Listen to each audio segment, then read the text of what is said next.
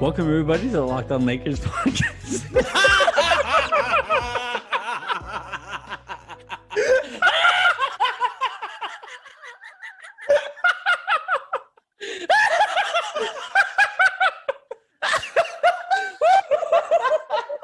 Paul George really hit the side of the backboard. It was wide open.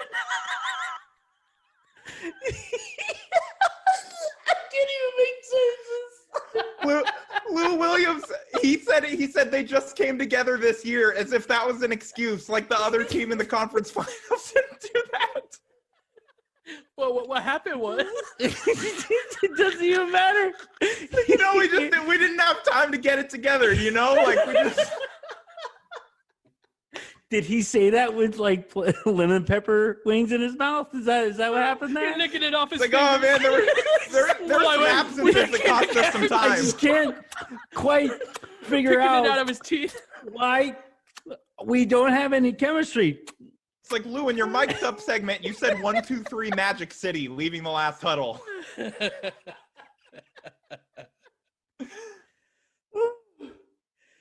All right, we're gonna keep this thing going. Let's take a quick second and to be clear.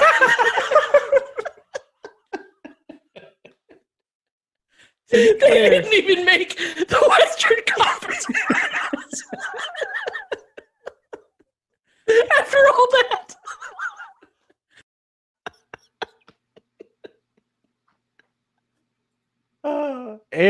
And we're live.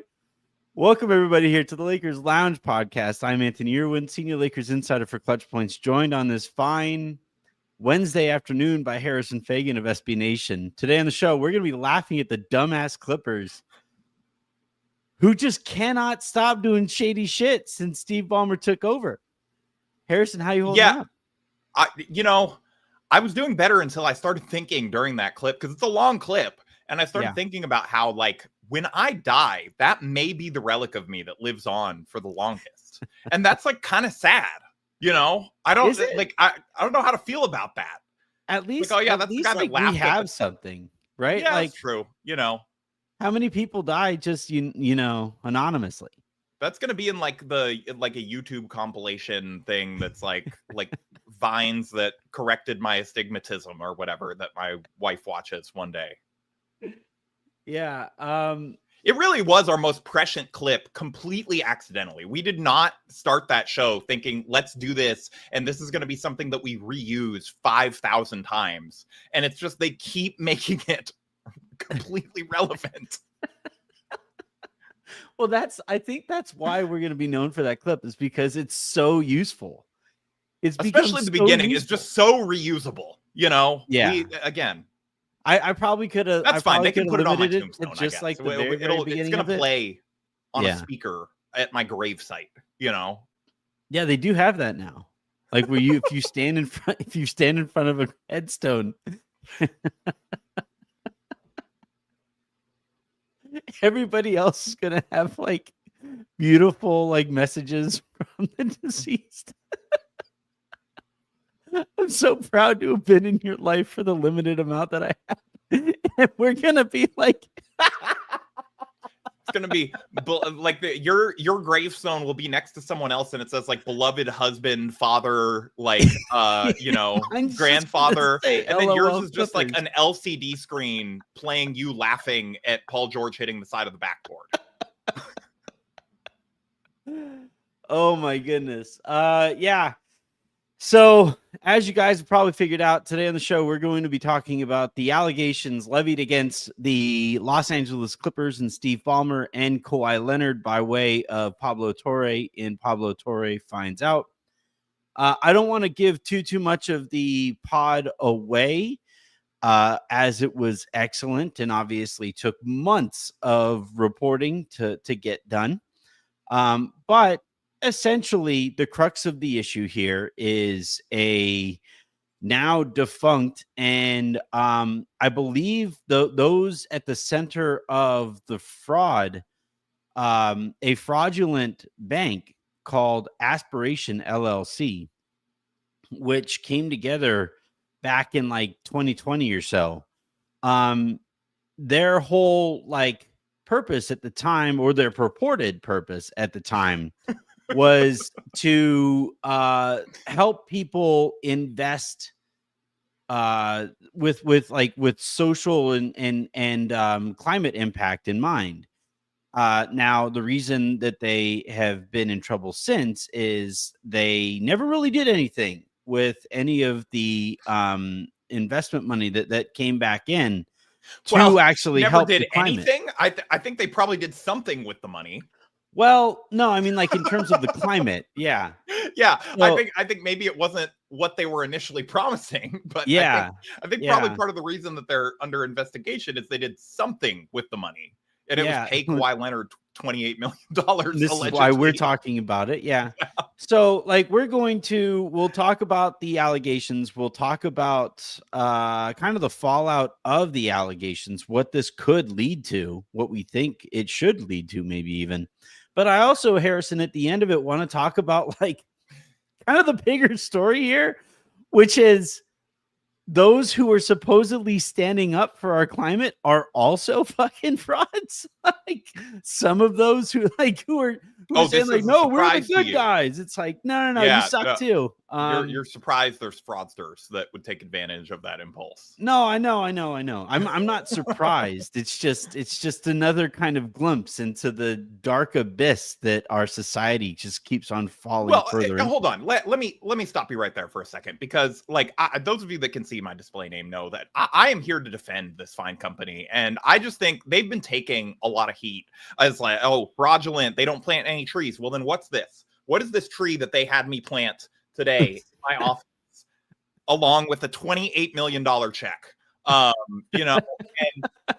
they've been planting trees all over the place. There's just trees everywhere. Yeah, they sent me all these trees today that they're really planning to plant. They are made of plastic, so I'm not sure how they're going to grow, but I think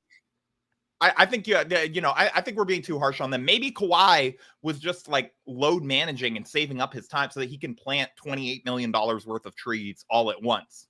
Yeah. Well, let's get into the allegations. So, according to this podcast from Pablo Torre, this green bank, right, like I said, set up back in like 2019, 2020. It essentially, got a whole slew of celebrity endorsements and, raised something to the tune of like billions of dollars to, again, help people invest with, green projects in mind. And then Steve Ballmer becomes involved with it, and Kawhi Leonard winds up being one of the celebrity endorsees, right? The people who were tasked with speaking up on behalf of Aspire. Now, the problem is Kawhi Leonard, spokesperson. I think Kawhi Leonard, like that is a guy who he's out there with his voice and just constantly advertising for things that he believes in. Well, that's the thing. It turns out Kawhi Leonard is exactly as bad a spokesperson as we thought, because he never delivered anything for Aspire. In front of them, over the course of the podcast, Pablo Torre went into great detail to show that there were no expected deliverables from Kawhi Leonard, which sets this aside. I saw Nate Jones was kind of trying to make draw similarities between this team sponsorship and other team sponsorships and the extension of those sponsorships with players. The difference here, though, is that those sponsorships usually come with deliverables where those players go out and they speak about whoever that sponsor would be. And the termination guidelines are not so explicit as this one was, where the only reason that Aspire could terminate the relationship with Kawhi Leonard, not for legal reasons, not for any, like, it was just if Kawhi Leonard was no longer a member of the Los Angeles Clippers. That was it. They never cared about whether or not he spoke up. One of the things that they were asking for was like, hey, Kawhi, do you think you could retweet or like the occasional post that we throw out there? He never did that. Could you could you go out Do we there? really think Kawhi uses his own social media? Like, I kind of doubt. I think his account manager probably dropped the ball there. You know, Nobody did. Nobody did anything. I think I'm going to let Kawhi off the hook on that one. There's no way he's managing like his own Instagram. But I'm saying though that like it's, I don't know. It's just another, like, the reason that it stands out to me is because normally, so like you guys have seen my show has sponsors from time to time. And if I while I was sponsored by Underdog and there was the QR code up here, if I forgot to put that up, Underdog would reach out and be like, hey, you want to show that like there's a connection between your show and our product? Because those are like expected deliverables by way that are why people get paid from these sponsors. But there was no expected deliverables there. And it turns out Steve Ballmer's involvement with Aspire, the entire reason that he ever got involved with Aspire was for allegedly, I should say all this because there are going to be lawsuits of flying in response to this podcast. Not mine. Well, maybe, hopefully not mine, but definitely Pablo's. It's just you. It's not Pablo. Like, yeah, they just go after you. They're like skip like, over he Pablo. was way less careful with his wording. Pablo's good. This is the guy we're getting. So, but allegedly, the entire reason that Steve Ballmer ever got involved with Aspire LLC was because they like sponsored their jerseys and stuff like that. So he got like his team had financial benefit from it, but also money went directly to Kawhi Leonard from Aspire LLC. And again, and the allegations in that podcast is that was how they circumvented the cap in this one instance. And Harrison, the reason that I think this has anything to do whatsoever with the Lakers, aside from the, kind of grander scale macro, hey, there's a team over there cheating. But the reason that I think this directly involves the Lakers, or why this is being covered on a Lakers specific podcast, is because back in 2019, it was reported by Sam Amick of The Athletic that, and I'll quote, sources say the league was told that Robertson, Uncle Dennis, asked team officials, by the way, those of you should know this, but just in case you don't, Uncle Dennis is Kawhi Leonard's actual uncle, who was tasked with overseeing Kawhi Leonard's business aspirations. That was an unintentional pun. But wait a second, the smoking gun's right there. Yeah. So his job, so like Kawhi Leonard, again, famously recluse, doesn't like talking to people. He basically just told teams, hey, go talk to Uncle Dennis. And Uncle Dennis, his way of making it worthwhile for himself, kept on asking teams for some crazy shit that even the Lakers were not comfortable with. So again, I'll just read again from Sam Amick of The Athletic back in 2019. Sources say the league was told that Robertson asked team officials for part ownership of the team, a private plane that would be available at all times, a house, and last but certainly not least, a guaranteed amount of off-court endorsement money that they could expect if Leonard played for their team. All of those items, to be clear, would fall well outside the confines of the league's collective bargaining agreement, end quote. And last one, hard to say where Amick might have gotten those complaints to the league from. I wonder if it's maybe some of the teams that did not sign Kawhi that were like, we feel like we got done wrong here. And yeah. That last one, I think we should read again. Quote, a guaranteed amount of off-court endorsement money that they could expect if Leonard played for their team. That seems notable. given. I wonder if there was a report also today from John Gambadoro of Arizona Sports Radio, I believe, that the Raptors owner was very upset because he felt like he had went out of his way to organize 15 million in endorsements off the court for Kawhi with like his friends, and that ended up coming up short. I wonder what number is bigger than 15 million in off-court endorsements. Let me count. 28 is bigger than 15. You're right. I'm just connecting some dots here. So the funny thing too, Harrison, is that this Green Bank, Aspire LLC, the other endorsers, Robert Downey Jr., Leonardo DiCaprio, right, who is very climate conscious. There are it's the list of celebrity endorsers for Aspire LLC, which I can't remember off the top of the head.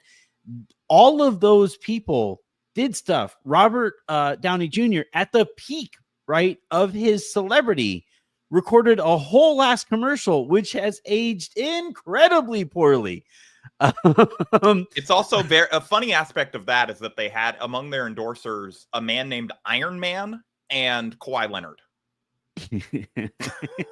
They're just really going for both ends of the spectrum there, you know? Yeah, I guess in this case, Kawhi Leonard would be Dr. Doom. Also now played by Robert Downey Jr. So yeah, get back all the money that he lost on those trees, you know? It's just... So I actually, Harrison, I want to go back to, because you and I were both at Silver Screen and Roll at the time, back in 2019. It was summer of 2019 because summer of 2019 was the year that Kawhi didn't go to the Lakers, right? That was the year correct. where he, yeah. So yeah, you're right. Thank you. So you and I were both at Silver Screen and Roll, and I've told the story on the show before, but I'll tell it again. You and I are in Las Vegas when we're going to go out to dinner with George Sedano and with Mike Trudell. And we're there at this restaurant, and the restaurant that we were at, I forget which one it was. It was some burger bar inside of like Cosmo. There were a bunch, restaurant. Huh? It was a nice restaurant. It was fun. It was a good dinner. Yeah. And so we were surrounded by, you could tell, NBA personnel, right? There was a bunch of quarter zips. There was a bunch of like players and stuff like that. You know, yeah, it was gear. Yeah. And so that night, now I wasn't in the business of reporting at the time. You never have shown an interest in reporting or anything like that. No, that's not true. I did it for like a couple months and I realized it was way too stressful. It's just not good for my health. Fair. Yeah. So, but this was well before I had any interest in doing it myself. And yet, even then, Harrison, I think you and I and George and Mike were all under kind of the belief, as was most people around the league, that Kawhi was probably going to the Lakers. There was a ton of confidence. The Lakers were making it very clear that, yeah, we think we got him. Well, you know what the interesting thing from that time was, though? It wasn't consensus around the league, because I remember talking to both Clippers reporters and Raptors reporters who were hearing from their team sources that, like, obviously I'm not going to use their team sources to report stuff or whatever, but, you know, you're just exchanging what you're hearing. And, you know, the Clippers people were convinced that he was going to the Clippers. The Raptors people were convinced he was going back to the Raptors. And so I think Uncle Dennis just basically was telling all three sides. He's like, yeah, no, don't worry. It's in the bag. I'm going to you guys. Just keep working on getting me more of that sweet tree money. And so, but anyway, so as the story goes, all four of us, because we all had our phones in the middle of the table, all four of us get notifications. I think you got it first, is how I remember it going. That sounds right. I mean, I would have been checking my phone the most frequently, I think, of all of us. Well, our phones were literally all sitting on the table, and your phone lit up first, and you were really proud of the fact, because I think we all had iPhones and you had a Galaxy or whatever it was at the time. And so like we all get the notification from Woj that Kawhi is going to the Clippers. And I'll never forget Mike Trudell with his booming voice right in the middle of this burger restaurant, which at this point had just combusted into, like everybody is. It was wild because there was like the buzzing and the whole place was silent for a second. And then there was just these mutters and scattered like F-bombs. And that like, so that it was kind of like it was silent. And then it was kind of like, oh my God, oh my God, oh my God. And then the crescendo breaker, the complete icebreaker, was Mike Trudell going, fuck. I love you, Mike. Does he know you tell this story on air? I think he does. But, well, the reason, Harrison, that he had that reaction was because he was anticipating being able to do a whole bunch of LeBron James, Anthony Davis, Kawhi Leonard content for that upcoming season. You and I both say our goodbyes to George and Mike, saying we had to hustle off. Remember, we recorded that really angry podcast that never saw the light of day because the recording equipment broke that night. Yeah. But you were mad. You said some things that like we probably would not have wanted on the air. So yeah, you're probably right. The best. Well, so this is the funny thing though, Harrison, was that like I was really angry at the Lakers' lack of intel because they had like they were so confident that this was happening and it didn't wind up going their way. And now ironically, the Lakers went out and won a championship. Basketball gods, y'all are the best. But like that night I was livid because I thought that the Lakers were operating with poor around the league intel. And I thought that was a concern for the Lakers moving forward. And the reason that this is now, I think, it matters now is that because, at the time, and the Lakers still, like when you talk to Lakers people about it, still, there's an amount of bitterness there that they're like, we don't know what exactly it was, but something changed there. And I saw Clippers fans saying like, well, the Clippers made the Paul George trade. It's like, no. The Lakers wouldn't be angry about that. Have you also thought about how funny it is, like the idea that Sam Presti somehow got like a little bit of an inkling somehow that like all of these backroom machinations were happening and just basically was telling the Clippers is like, no, everything that is not nailed down has to go to me or, I am exposing this right now and you're not getting Paul George and Kawhi Leonard. And thus, not getting Kawhi. And then they made the worst trade of all time. Maybe, arguably. One of them. It's top 5. It's up there. And so like, I kind of wanted to like go back and like, does this make you rethink that entire process? Like, does that like, is this the kind of thing where like, how much basketball history is rewritten by way of Aspire LLC? Like how much of, you know what I mean? Like what did Robert Downey Jr. know, and when did he know? Again, there's a much bigger story here. There's much more important takeaways here than NBA cap circumvention and the Lakers not getting a free agent. That's fine. We can have that conversation too. I think it's I don't know how much our audience is interested in that conversation. Yeah, but like for the sake of this episode, I do think it's worth going back and kind of relitigating. Oh, maybe the Lakers were right to just be angry at how all of that played out. Like I think it's a completely fair takeaway now. It's funny because my first thought is actually what I thought your first thought would have been, which is if it's this easy to circumvent the cap, why are they not doing this more? Well, but that's the thing. They got caught. So they got caught because it turned out they trusted a fraudster that went out of business and is like having to give up their books. Hey, that guy's now apparently a central figure in the Democratic Party, which is great. Makes me feel awesome about that group. But because that was one of the things. I won't say who texted me this, but he was like, "You're telling me, in your heart of hearts, that there's no way that the Lakers or Jerry Buss ever did anything like this." And it's like, no, they didn't have the money to. Well, that was my initial joke.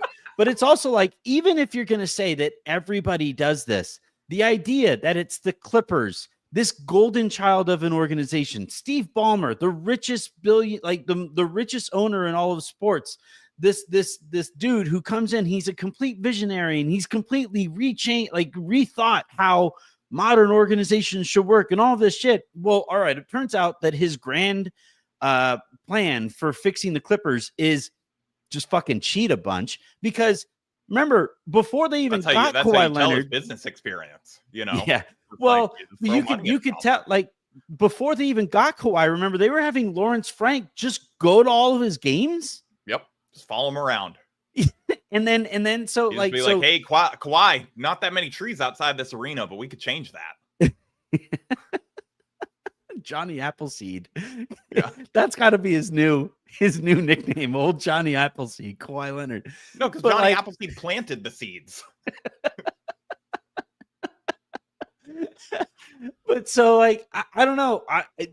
I truly believe, Harrison, I think the Clippers should be taken away from Steve Ballmer. Like, you know, I don't think that is going to happen, because I just think that it's like, no, I don't think it will either. But I think there's a clear argument for it, because since he's taken over, he has cared none at all about how, like, the day-to-day operations of owning an NBA team, and how these owners are supposed to work together for the I guess overall health of the league. That to me is like wrong. He's doing the Silicon Valley thing of like, I'm going to move fast and break things. And, you know, I am betting that the consequences to me getting caught will not be as good as the advantages that I can get if I just like break the rules all the time. Yeah. To this point, he's not wrong. They have Kawhi. They got Paul George. Which is like the one of the other, like, there's like a million tentacles coming out of this thing. Yeah. But one of the things is like, if the NBA voided the Kawhi contract as punishment, that would actually kind of be good for the Clippers. Yeah. Well, that's what I'm saying. We're gonna find out, like, Steve Ballmer faxed these over to Pablo Torre himself. Hey, they're fellow Harvard grads. But like, yeah, I think I don't know. The thing that I kept on thinking over the course of listening to this pod, you know, that again, I really hope everybody goes and checks out. But the thing that I just kept on thinking over the course of the pod is, there's no way that if I'm another owner in you know, across the league, I don't think there is a punishment that would suffice for me, right? Because A, they don't have the draft picks that you can feasibly take away. They've traded them all away. What are you going to do? Fine a dude who's worth $150 billion? So there is the Stepien rule that keeps you from trading draft picks a certain amount of years out. There's nothing saying that Adam Silver can't just be like, you know, I'm taking away 10 years of draft picks after you start to get them back. Yeah. Or even like, because I'm just making up a number, but it's like, there's no rules, I don't think, that I'm aware of, that he can't take away your picks further than that. You just can't trade them for your own protection. That's like that's a protecting yourself rule. Yeah. I guess my point here is that, like, because, you know, the NBA and since this has all come out, we got this very important statement from NBA spokesman Mike Bass, the legend himself. Quote, "We are aware of this morning's media report regarding the LA Clippers and are commencing an investigation." And while we're doing statements, I'll take care of the Clippers here too. So quote, "Neither Ballmer nor the Clippers." Sorry. We love trees, and to question that is so quote, "Neither Mr. Ballmer nor the Clippers circumvented the salary cap or engaged in any misconduct related to Aspiration. Any contrary assertion is provably false. The team ended its relationship with Aspiration years ago during the 2022-23 season, when Aspiration defaulted on its obligation, in part because they were paying Kawhi Leonard $28 million. Allegedly. Nothing. Neither the Clippers nor Mr. Ballmer was aware of any improper activity by Aspiration or its co-founder until after the government instituted its investigation. The team and Mr. Ballmer stand ready to assist law enforcement in any way they can." End quote.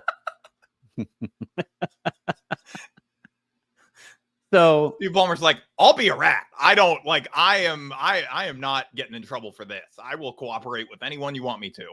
Well, see, that's the funny thing here, Harrison, is that like while Pablo did this, he reached out to the Clippers, he reached out to Steve Ballmer, he reached out to like that was your opportunity there. If you're Steve Ballmer to set the record straight, in this case, they chose not to.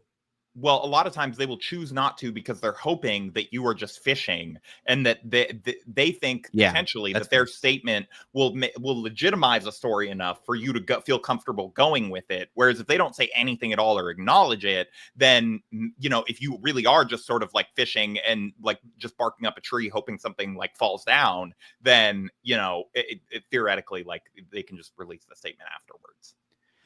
Yeah, that's fair. And Pablo did say over the course of the day, not necessarily on the pod, but he did say that, you know, they got that statement from the Clippers when they asked for one.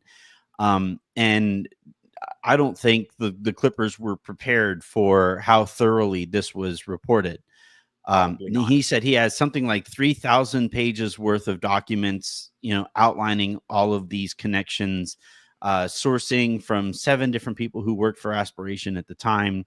One person actually went on the record. Now they went on the record anonymously and changed their voice and stuff like that, but was on the podcast and kind of talked about how loosely Aspirations LLC kind of operated and stuff like that. And I think that really kind of caught the Clippers by surprise. And, you know, Mark Cuban is out there making the point of like, yeah, well, you know, they got scammed and sometimes this happens. And it's like, okay, this is the same shit that like pissed people off when Mark Cuban was trying to argue, not with the Luka trade, but like, you know, on previous, it was when the Dallas Mavericks were under fire for misconduct, internal misconduct. And Mark Cuban was, you know, it was out there loudly preaching from every mountain he could climb, saying how he was the most hands-on owner and he knew everything there was to know about the organization. And then when the allegations came out about misconduct from people who were working for Mark Cuban, he was just like, well, you know, sometimes you just miss some stuff. Sorry, guys. And that's my thing here with Steve Ballmer is that like he can claim that I just didn't know about Aspirations LLC, but you can't call yourself the greatest investor of all time and somebody who keeps the sharpest of eyes on his investments and then say, shucks, we got by a fraudster, you know, especially when it's a fraudster to this scale where it's billions of dollars that the government is looking into. I would also say that if I were Mark Cuban or if I were advising Mark Cuban, I would not be like, no one would ever pay their stars under the table when Dirk took below market value contracts for like the entire second half of his career.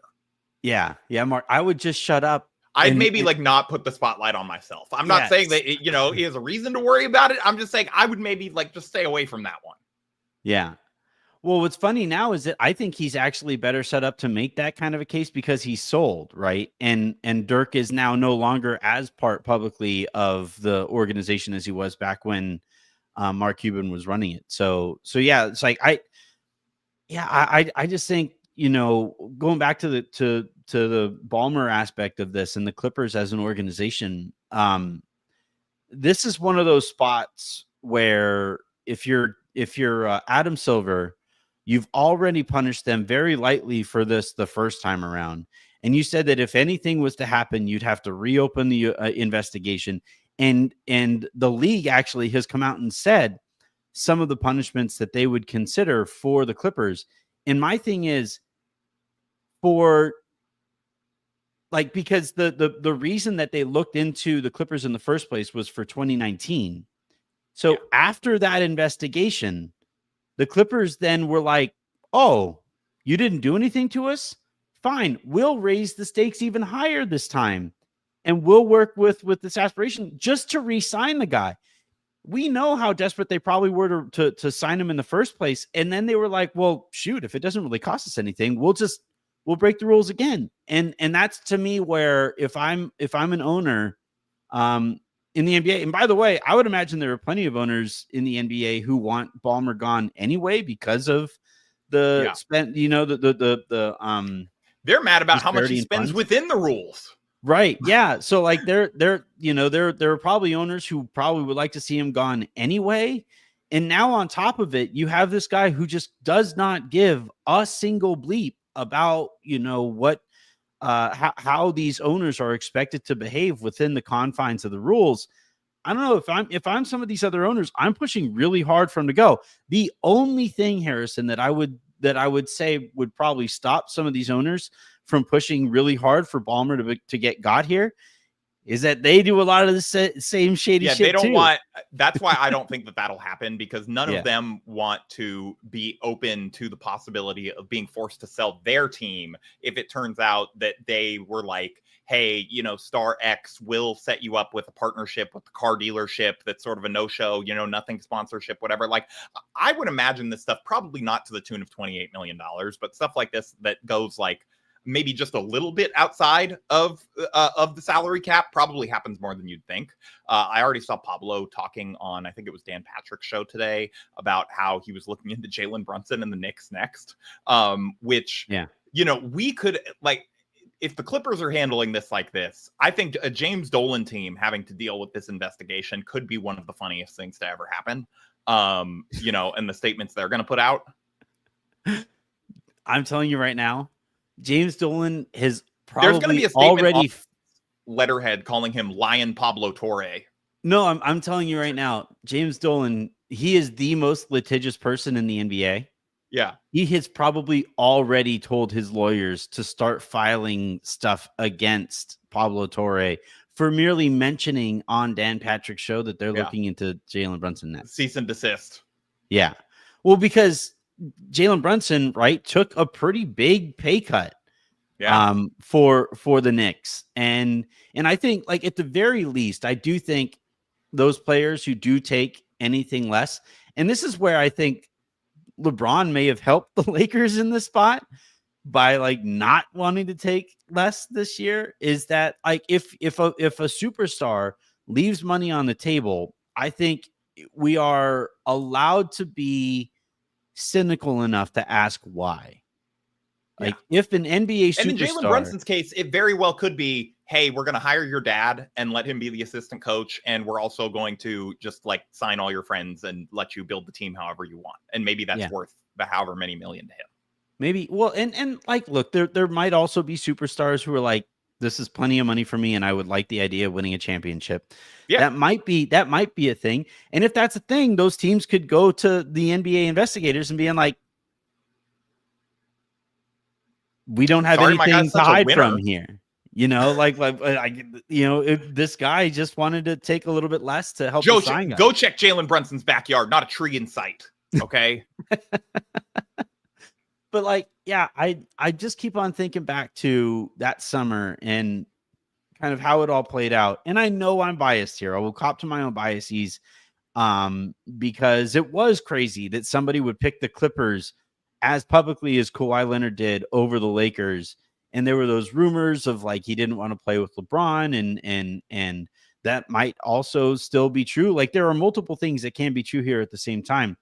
But to me, it's like, if that team, if you pair LeBron and AD, and then you also add Kawhi Leonard to that group, that's a team that like probably three-peats, Probably. And I don't know, like, they probably that would have been nice. Westbrook trade, Yeah, like that makes that impossible. I don't know. I'm kind of wondering, Harrison, if you think I should hold the Clippers to the same, like in the same type of disregard or distaste that I have for like the Houston Astros, right? Who cost the Dodgers that one World Series at least.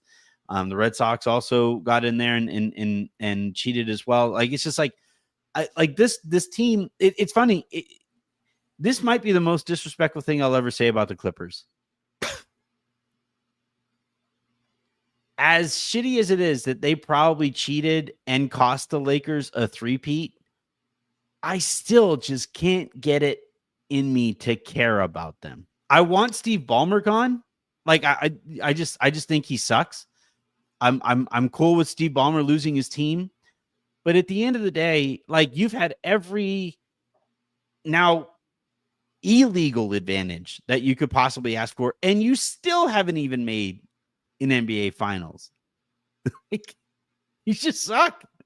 I mean, I also just think like it really does go to the point of the Clippers just being cosmically cursed. And there's just like, no matter what they do, they can break the rules and they still are not going to win.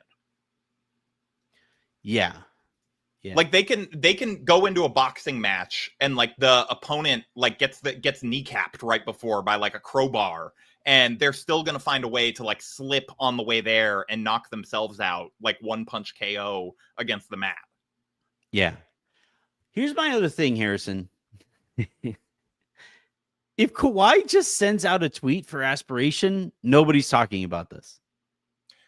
Who is, I'm also trying to think like this does open the question of, would there have been anyone else that the Clippers gave under the table benefits to potentially? And who is the funniest person that they could have given under the table benefits to?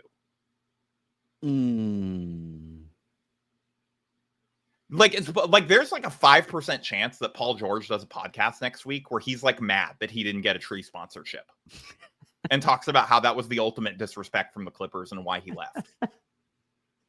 It was weird that Kawhi signed a semi below market contract extension and they told Paul George to go away. Imagine how annoying you have to be if you're Paul George for the Clippers to do all of this work for Kawhi Leonard and then for them to tell Paul George to go away.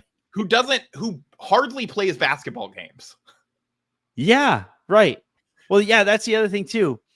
Kawhi, like, you know, there's lots of these are criminal masterminds. Who are we to question their your shell company being KL2 is so funny. It's like I thought, you know, I used to like I've thought about it in the past. I'm sure you have too. Like, how would the NBA actually keep owners if they really, really wanted to from circumventing the cap? Because there have to be ways that they could do it that are like, even honestly, this like they theoretically like they could have gotten away with this and probably almost did if this is indeed what happened and it's what it looks like they almost could have gotten away with it. And it's like, you know, you would think that there would be a better system in place than like I'm just going to name an LLC after myself and like that's how we're going to do it. Like, you know, what I don't know, maybe somebody that's smarter about money than me can explain why this is like this wouldn't work. But like, couldn't you, if you're just Steve Ballmer, just like put like a bunch of Bitcoin on like a flash drive and just like hand it to Uncle Dennis, or just a shit ton of cash? Like, but the LLC thing, I'll give them a little bit of grace with because there were public bankruptcy papers and like even there's lots of KL2 LLCs. That could be anyone. Okay. Well, no. I'm saying I think it was dumb to name it KL2 specifically, but like Kawhi could have named it anything, right? Kawhi's secret stash. Yeah, right. Or it would be funny if he like put it under Paul George's name. Yeah.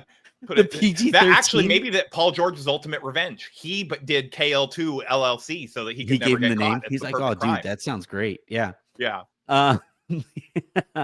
But like I don't know. It's this funny thing, Harrison, that has become even more apparent over the last like 12 years or so for no reason in particular. But like a lot of people assign intelligence to really, really rich people that like, if you're really, really wealthy, it is therefore understood, well, you must be a genius and that you just got that rich simply because you're a genius.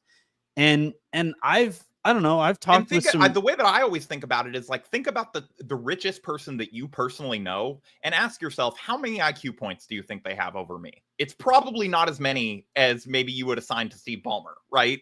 You know? Yeah. Well, because like what I was going to say too is that we're all humans. Like we all only have a certain capacity for intelligence. I don't know. You've been able to talk to really, really rich people. I've been able to talk to really, really rich people, and I won't say who it was, but I remember talking to somebody who like had ridiculous wealth, who you guys I'm sure would know or whatever, Coach Pete. But I was like, I don't know. I was kind of struck by this person really isn't that smart. Like, I was kind of underwhelmed by that person. And I was just, from that point on, I've always been kind of skeptical of this cliche of, well, this person's rich, therefore they must be geniuses. And I think it's like, no, they're probably genius at the one thing that made them a lot of money, but that does not transfer across to everything else that you are automatically a genius at all of a sudden. Yeah. Well, the reason I say all of this is because with Steve Ballmer, right? When you get to a certain level of wealth and power, you are surrounded by enablers and yes men and sycophants and all these things. And this is how somebody like Steve Ballmer gets caught up in one of these giant scams, because at some point there should have been some Clippers employee who was like, look, if we're going to cheat, we should maybe do it a little bit better organized than this. Like, should we just got in trouble for this, guys. Should we maybe dot a few more I's, cross a couple more T's, what are we doing? Should we here? ask Uncle Dennis to name it something other than KL2 LLC? Should we add another clause to the contract beyond you only lose this money if you leave the Clippers? Right. Like, should we ask? And this is also my thing on Kawhi Leonard that makes me wonder if he's just not a very good dude, because again, the company that is paying you $28 million a year, all they are asking you to do, like one of the things that they were asking Kawhi or his people to do was to keep an eye on what his climate impact would be, his footprint would be. And then they would work with their partners to see if there was any way whatsoever that they could offset some of that climate footprint. And he still wouldn't even do that. He wouldn't retweet or like anything that this company was trying to do. And look, maybe they never intended to do any of the good that they ever purported to do, which also wouldn't necessarily surprise me, because does that make Kawhi a hero for defrauding the fraudsters? Maybe that you're right. Yeah, that's fair. Actually, now that I'm saying it. But the fact that this company is like, yeah, we're trying to make the world a better place, and we're getting all these spokespeople together who are trying to help make the world a better place. And Kawhi's like, yeah, just give me my money and I'm not going to do this. And by not doing anything, that's one of the red flags that went up and led Pablo to looking into it. So I don't know. There's some karma in there for him for that. But any final thoughts on this before we get to we have one starred comment. I didn't read what it was, but I mean, this is every year in August and September, early September, we get one crazy nonsense story. And I think everyone's always praying okay, I hope it's not my team, because I don't want to have to do in-season level work in early September. When Kyrie Irving demands a trade, or, Christian Wood is somehow having a free agency sweepstakes, and there's always sort of one crazy nonsense storyline. And I just, for one, am glad the James Harden trade demand. Somehow these things end up involving the Clippers a fair amount, but the James Harden trade demand, and I'm just glad that, this year it's something as kind of funny as this. Because if what Pablo is reporting actually it sort of appears to have happened as what happened, then these are cartoonishly stupid people, and that's very funny to me. I also think that it's do you think, I just want to know, are there Clippers players that are offended they were not getting paid under the table? Is Lawrence Frank having to take a call from James Harden today, disputing the allegations and being no, we didn't cost you any money, Uno. It's no, that's BS. We weren't paying. No. Kawhi just loved trees. He just wanted to speak out for that company. It's just, that had nothing to do with us. But he never spoke out for that company. Oh, shit. Although there's what are we saying? It's probably likelier than not that James Harden has no idea about any of this. It's true. His friend, I forget which rapper it was, said he doesn't have internet like that. So, when he wore the Blue Lives Matter mask to the bubble. Who is the and funnier... people were really mad about him. And I think it was Yeah. Lil Baby just was like, yeah, he doesn't have internet like that. I don't think he said like that. I don't think he has internet. Yeah. Who would be the funniest player to get under the table? Like, I want to actually figure that out. You asked that earlier. It's Bradley Beal, right? Like, finding this is a man who has never turned down a paycheck in his life. I'm just saying, if I'm the NBA, that is the next accounts that I am investigating is Bradley Beal's and how he ended up on the Clippers. It's also like so funny that Chris Paul is like, let me go back and lead like the Vengers to like an out of nowhere dark horse championship, and then gets like instantly reminded a month later why the Clippers are just completely cursed and why he had to leave them the first time. Just like, I'm picturing Bradley Beal calling up Steve Ballmer. Hey, so like I got this check from Inspire LLC. That's a different one, right?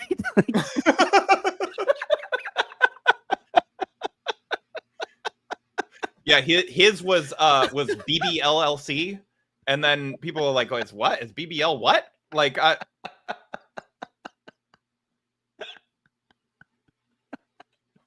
Inspire's like, why are we cutting a check to OnlyFans?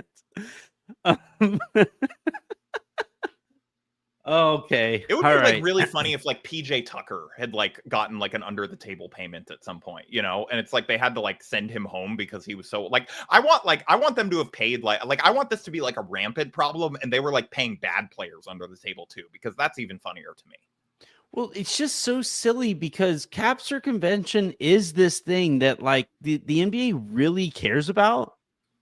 Like it's the one thing that all of the other owners agree, like, is that like that is the thing that you don't do, because once one team starts circumventing the cap too obviously, everybody gets called into question. And the NBA, by the way, Harrison, just put in a ton of work to implement an actual hard cap, right? Like this second apron.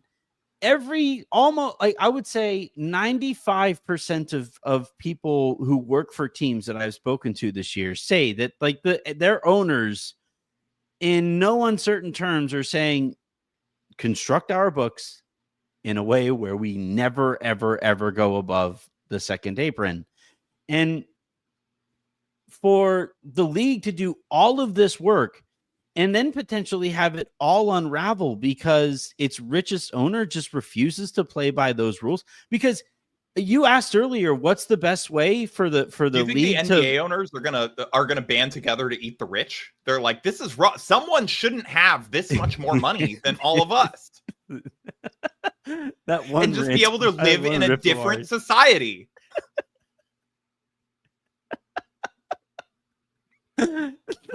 The league is gonna like you're gonna have James Dolan speaking on behalf of socialism. Yeah. We call Comrade Dolan to the floor. It's wealth disparity between me and Steve Ballmer. We need to do something to punish him for his additional resources and allow that to come back to us in some form. The Adelsons are gonna be out there trying to make the case for a level playing field. Unbelievable. But yeah, like you asked earlier, like what's the best way to have everybody avoid cap circumvention or for this to never come up? It's to not have a cap. Like I had people, you know, in my mentions today, because I sent out a tweet about this that has you know spread a little far and wide, and I've had people come back to me and say like, all right, now let's look into the Dodgers books. And it's like, you can look all you want. There is no circumventing a cap that doesn't exist. They just pay people. Yeah, I was going to say, why would they have to hide it? Right. That's what I'm saying. It's like, you know, it's like, you know, accusing a college of cheating in the NIL world. No. Yeah. There's no such thing, guys. Paying players. It's like, oh, well, wait, hold on a second. We got to update you on the rules. You're allowed to do that now. Yeah, right. So, yeah, that one of my takeaways to this, you know, and it's going to be something I'm going to keep a pretty close eye on here moving forward is they just did all this work to implement a hard cap after years of whining about the way teams would go above the soft cap. And I'm kind of at the point here where I'm like, just get rid of the cap. And it does, it's probably not a coincidence that that's my stance with Mark Walter coming into power here. Yeah. Given the pockets that he's going to be working with. But like all of this nonsense could be avoided if these owners just were less cheap. Like that's really what this comes down to. It's a slippery slope in that just in the sense that if Steve Ballmer is around and you tell teams they can spend whatever they want, Steve Ballmer's probably just going to have the all-star team because like he just wants to win a title. Yeah, no, it's probably true. And he has more money than everyone else. Yeah, I mean, I think you're probably right, but NBA players are worth so much. You're telling me he's going to field a team that is worth $500 million annually? I mean, he might. I don't know. He's like, oh man, I'm gonna have to take 2 whole days to make that up in interest. Yeah, I guess that's. I have a hard time. Like, it's not a real thing. Money is not a real object when you're as rich as Steve Ballmer. Yeah, but like, it's not like we're talking about broke boys elsewhere across the league, though, right? Like, they're not in his. Beanie Bus just sold. The Bus family just sold. I'm not. They aren't. They were the poorest owners before, and now they're gone. Michael Jordan sold. Pacers are still around for how much longer? I think their owners almost literally getting close to the end. So, well, we all are. Some closer than others.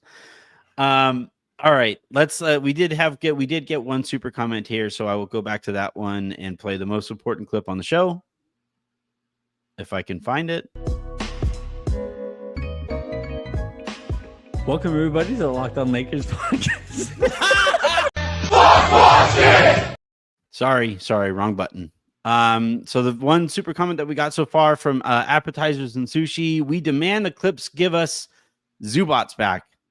I'm fine with that one. I tweeted about this today. We need to look into whether or not Magic Johnson had some tree planting contracts, because... Now, I just think anyone who's made an even vaguely suspicious transaction with the Clippers, like I'm looking into, were they getting money to go plant trees? Yeah. Sky Falcon makes a funny point here, an important point. The Clippers could have a $1 billion roster and still be a second round exit. It is the Clippers. Harrison, that would be the funniest outcome. I think at some point you can outspend the curse. I kind of want to watch him try. Not real in this world. So I want to see. I want to see him try. I want to see him try and fail specifically because they will. It's the Clippers. They're always going to come up short. If they assemble the entire All NBA team on their roster, I think they're probably going to be okay. Maybe we'll see. All right, that is going to do it here for this episode of the Lakers Lounge podcast. Thank you everybody for tuning in. Thank you, Harrison, for hopping on short notice. Given the story, thank you to Pablo Torre for giving us something to talk about on September 3rd. This is the answer. Russ being paid by Aspire would be the funniest.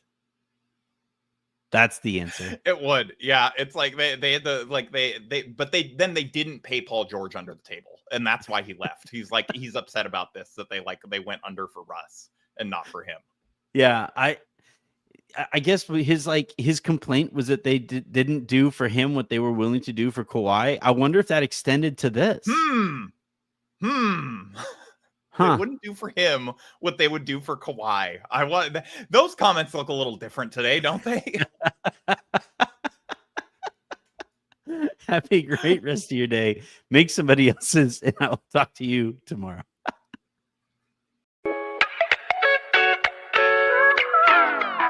Bye, everyone.